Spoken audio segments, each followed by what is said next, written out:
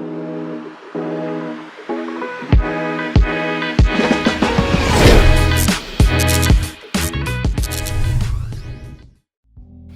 to another episode, and we have a Reddit read for you today. And this one is about a young man that is having a kid at 25. Now, he has listed several questions that he won't answer. And who am I to not want to answer these questions so I can help this young man out, right? But before we get into that, make sure you like, share, subscribe, and throw a comment out there. Alright, so let's get into this post. Alright, so the title is Becoming a Dad at 25. So I found out 2 weeks ago that a girl I was seeing is pregnant and she is keeping the baby. Man, have I heard that story. To be completely honest, I don't know the first thing about being a dad, and it's been keeping me up at night. I feel like my world is flipping on its head. 1 week I'm partying to 5 a.m. and poof, I'm gonna be a dad. Crazy how life works, huh? The mom and I have decided that we are going to try and make things work and raise a baby together. I have a stable job making over 6 figures a year, and she is planning on continuing her education after the baby is born. I have so many questions. How does life change? Is the first question, besides no longer partying to 5 a.m. What should I do as a man to not only support myself emotionally and mentally, but most importantly, what should I do as a man to not only support myself mentally and emotionally and mentally? Number 2, what should I do as a man not only support myself emotionally and mentally, but most importantly, her during the pregnancy? 3, how expensive are the little people for real? Should I pick up more work? 4, how will the baby affect our relationship? 5, will I no longer get to travel or have a life outside of the kid? 6, do I need to go to therapy before the baby gets here? And most importantly, 7, how can I be a good dad? I didn't have the best relationship with my father and grew up in a broken home. The last thing I want to do is put someone else through that. Wow. Good questions. So where I want to start at is number 7. No, actually number 7 is going to take me a little bit. Let's start at number 1. Okay, so how does life change? So life changes in a big way because now you have somebody that actually looks up to you and depend on you for a good part of their life. 18 years for the most part, but you never really stop being a parent after 18. So yes, you don't get to party to 5 a.m. anymore. Go change diapers. You'll be changing diapers at 5 a.m. But drinking and partying, that's not gonna happen. The other thing is that you're gonna take value and pride in taking care of this baby. It's gonna be the most rewarding, non-rewarding event of your life. You know, seeing a baby born, they first grab your finger, they first open their eyes, they smile at you. They start gnawing on your fingers, and then when they get teeth, they actually start biting you, and then when they actually start being able to grip stuff, then they start grabbing on your face and scratching you. All those great things are coming. If you got a boy, watch out, they may pee on you. It's just a rite of passage. You're probably gonna get pissed on. Any baby gonna throw up on you. Don't wear anything that you wanna keep. Wear like a t-shirt, something that you gonna want, they're gonna throw up on it. And guess what? You can't get the stains out. Well, it's not that you can't, it's difficult to get the throw up stains out. And I mean, that's what you have to look forward to. And it's not a bad thing. It's a great thing. You get to see them take their first steps. You get to see how they learn, how they grow, how they're inquisitive. You get to see them take their first class and walk into the school, with their book bag on, proud. Every year you could take first day pictures, then you could take holiday pictures. You can groom them, you can educate them, you can fulfill them. You can do a little bit of everything with this life to cultivate them to being, a great person, an overachieving person, hell, a wealthy person. That is in your hands. And it sounds like it's a hefty job. But every year, as you watch this little person grow into a capable, outstanding, intelligent, phenomenal adult, it gets more and more rewarding every time to see them venture out into the world on their own, making decisions. It's phenomenal when they turn around and thank you for everything and all the sacrifices you have made in your life. I don't know any other words that can describe the fulfillment you get when you see them achieve more than you in a shorter amount of time. It's truly immaculate to watch a child grow day by day. 2, what should I do as a man to support myself emotionally and mentally? Breathe. It's gonna be the first thing. First year you may lose a lot of sleep, depending on the sleep schedule of the baby, and then depending on what your girlfriend is going through, because carrying the baby can be very emotional and have emotional stress. So one thing you want to do is you want to be able to have your own outlet. Now, it doesn't have to be partying. I would suggest something a little positive, something that you can do on your own, whether it's video games, whether it's being very creative like painting or sculpturing, doing something that that can relax your mind. So when you go back into the situation, you're in a calm state to help and deal with the things that she's going through. And you want to have a listening ear. You want to be able to have the conversations with her to kind of understand what she's going through, and then you want to kind of monitor her after the pregnancy. Now, some women have after the pregnancy they could have emotional issues or whatever the case may be. You just want to make sure that you're there, being a helping hand, being that shoulder to lean on, taking a little bit more responsibility over the child just to kind of give him a break. Now, she says she's going to go and further her education after the baby is born, and there's nothing wrong with that. The big question here with that is if she is going to go and do that, what does that look like for you and her?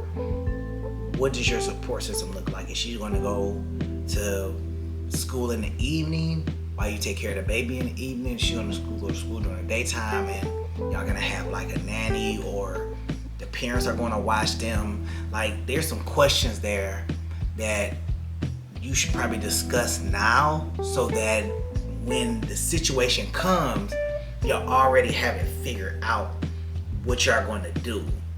Because you don't want to wait until it gets here and then you're scrambling trying to figure it out. Same situation happened to me. I was dating my son's mother, and we moved in together. And one of the things was that she wanted to go to school and finish. Now, I was working during the day and I was going to school at night. She decided that she was going to go to school in the morning, and then she was going to work up the middle. Now, the school that she was going to had a daycare.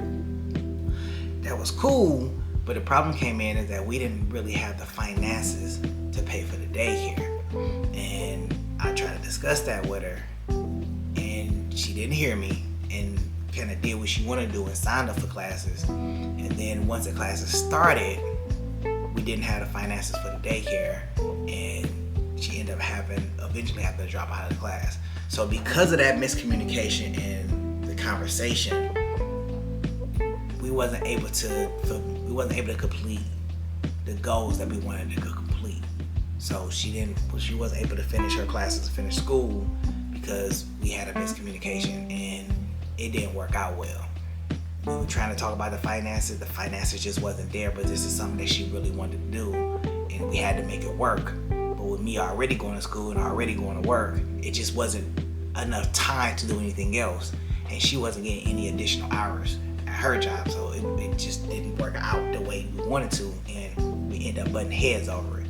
So it's something that you really want to consider and have conversations about ahead of time. But definitely be that listening ear, definitely be that shoulder, but definitely find a outlet or something that is going to help you get through the pregnancy, whether it's something creative, whether it's writing, painting, whatever the case is. It could be pottery.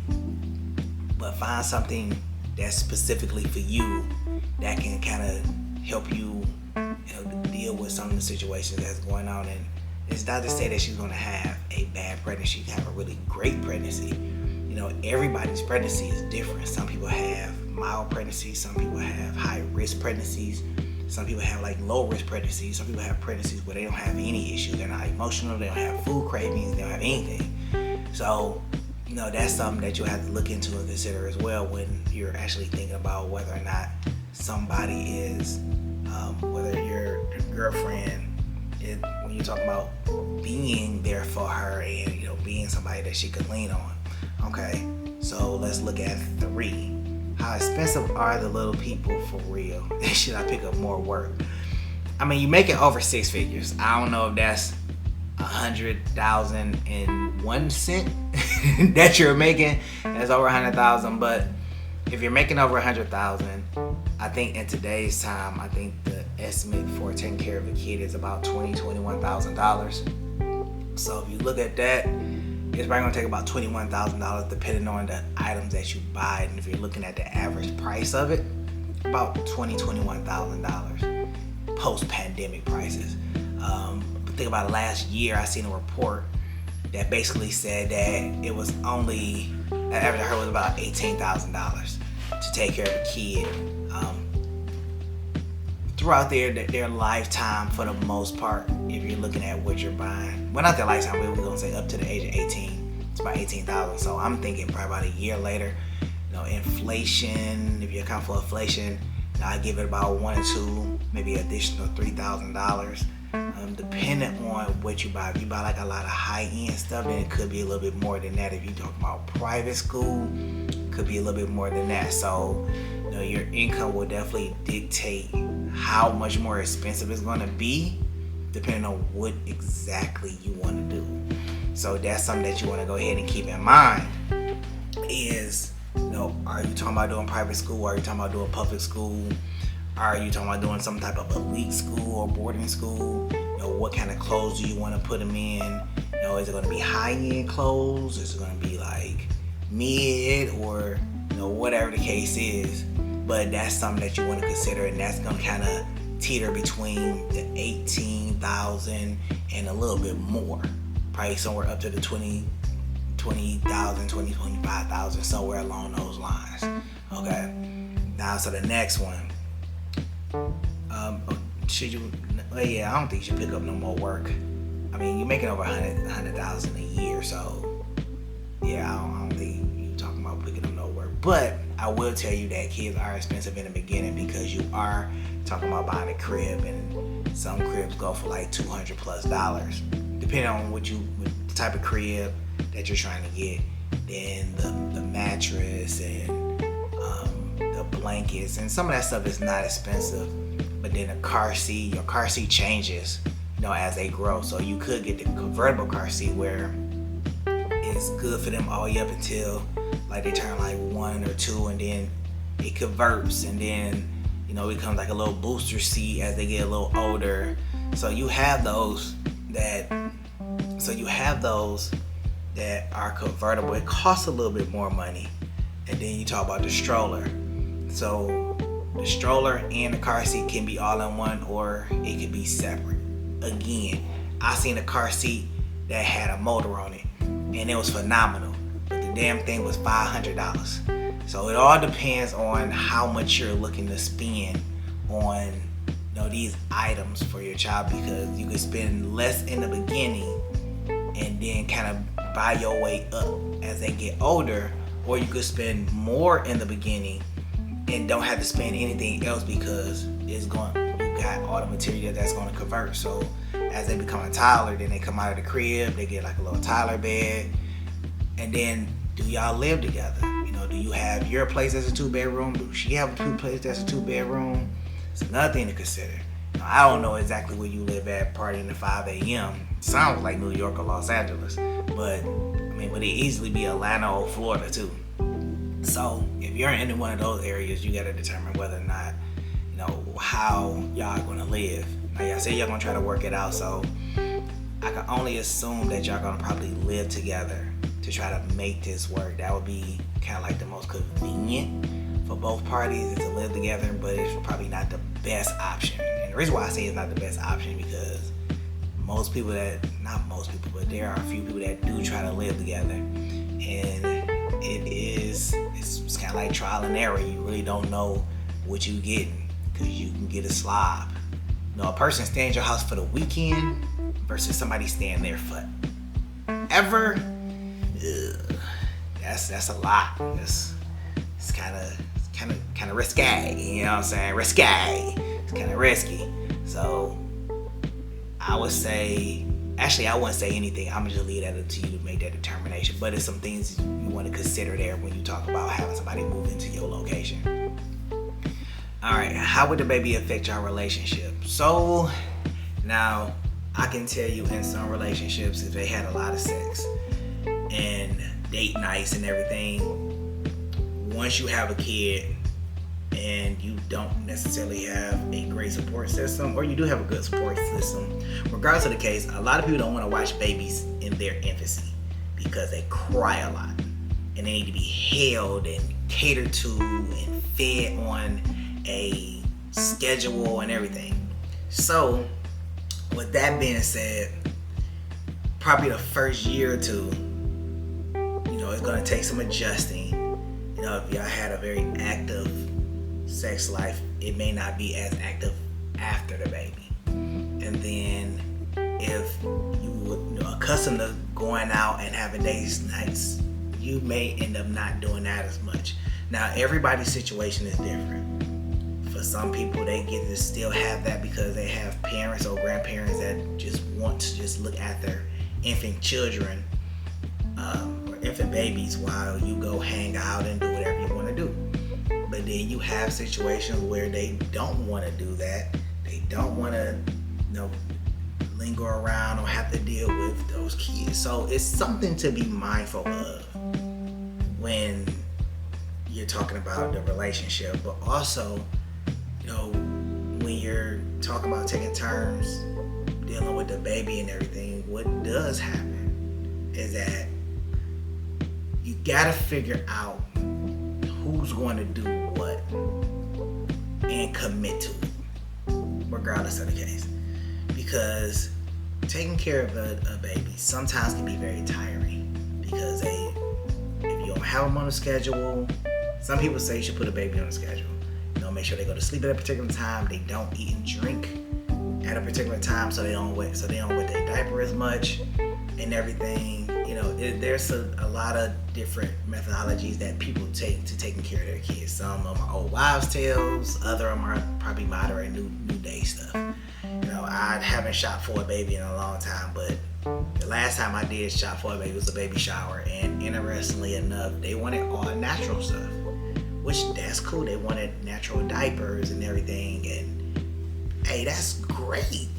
I haven't seen a couple do that before, so it's kind of interesting to see, how they was gonna, like clean the diapers and stuff. Like, yeah, that's interesting to me. But how the case is, like, I'm 100% for anything that anybody wants to do that they feel is more beneficial to their child. So I can honestly say, kudos to them. So, but babies do change relationships. And when not always for the bad, not always for the better, but everybody is different. So it's really, I can't really tell you what to expect in that situation, because you and your girl are different. So y'all coming together to take care of this. This is something that y'all have to figure out for yourselves going through it. All right. So, will I no longer get to travel or have a life outside the kid? No, you can still have a life outside the kid. You just gotta arrange it. because your life does become the kid. You just gotta arrange the stuff that you want to do. So of course, going back to that support system, you just want to kind of arrange some of the things that you want to do and make sure that it just kind of syncs up. And then travel, you can travel. You know, if your girl want to go and travel, I think that would be a little too soon for the baby. You may want to wait about a year or two before you start traveling, but you can travel with the baby. If you got a good support system, you can travel without the baby. I don't think you're going to be able to get away with traveling for like weeks on end with the baby being so young. So that may take some time to actually get back into, but you can travel with the baby. Unless you just want to travel without the baby, then that's a completely different story, and that goes back to having a support system. And do you need to go to therapy before the baby gets here? I don't think so, but that's all on you. If you feel like you want to go and talk to somebody, I would suggest definitely going to talk to somebody so you can be able to be prepared and accepting when the baby comes. But it's not something that I'm readily going to say, yeah, you should go ahead and go to therapy. That also depends on you. If you feel like therapy is going to be beneficial and it's going to help you, then definitely go ahead and go to therapy. But if you don't feel like therapy is going to be beneficial and help you, then don't go to therapy. I think therapy is great, and I think therapy will help you through the situation and probably help you through the relationship that you have with the young lady, especially if y'all going to live together. So the therapy could be beneficial in both those instances, not only for the baby, but also for the relationship. So that's something else to be mindful of when you're talking about going forward and being in this relationship and working it out and having this child, something that you feel like you're not accustomed to. But I have all the faith in you that you're going to do a great job. But I will say that therapy could help you on both fronts when it comes to handling the baby as well as handling the relationship that you're going to have. And as for how can you be a good dad, look at all the things that your dad did and don't do that. Do the exact opposite. My dad wasn't there. I made it my business to be there. My dad didn't. It's not that he couldn't, but he did what he could and what he was capable of with what he was allowed to do at the time. So, and with that being said, I made sure that I wasn't restricted in doing what I wanted to do for my son. I wanted to make sure that I wasn't being told that I couldn't be in his life. He wasn't being taken from me. He wasn't being kept from me because there was spite, and then there was, I ain't gonna say evil, but just undermining things and activities to undermine what I was doing. So that's why I took the precaution to go and put myself on child support. I took the precaution to go and get custody of my son, because at the end of the day, that child needs you in their life for structure. At the end of the day, that child needs you in their life for structure. Every child needs a father figure in their life. So you have to stand firm and be there. Don't worry about the relationship that you have with your father, but use that as an example of what not to do. And do that and then some. And go forward. And be a great father. I'm MNG. I'll catch y'all in the next go around.